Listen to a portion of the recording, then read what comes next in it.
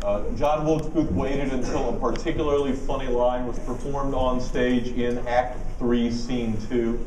And when the 1,700 people who were in the audience that evening broke out in laughter, John Wilkes Booth used all that laughter to drown out the sounds of the gunshot. He opened the interior door, and then he fired the gun into the back of Abraham Lincoln's head at point-blank range. President Lincoln was shot 2 inches behind the left ear in the hair. The bullet was probably lodged behind the bone of Abraham Lincoln's right eye socket.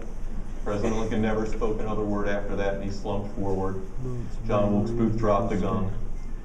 Major Rathbone was one of Lincoln's guests. He jumped up and tried to grab John Wilkes Booth. He got stabbed holding his upper left arm to the bone. Then John Wilkes Booth jumped from the box onto the stage. At some point that evening, he broke his leg. There's conflicting evidence, but a lot of people think he broke it when he jumped onto the stage. Particularly in the trial testimony, there's conflicting evidence. There was a single actor on stage when John Wilkes Booth landed. His name was Harry Hawk, but he simply backed off confused. Upon correcting himself, John Wilkes Booth walked center stage. He raised the dagger over his shoulder, and then he yelled something to the audience.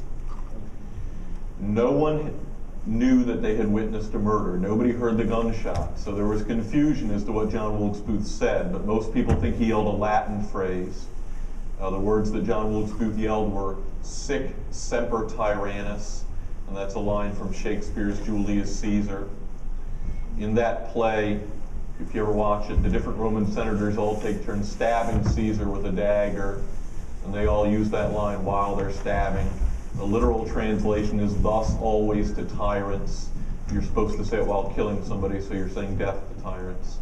Those words are also printed on the state flag of Virginia. Then John Wilkes Booth fled backstage, and he left out of the same door he had originally entered early on in the evening, where he left the horse. So there was only about a minute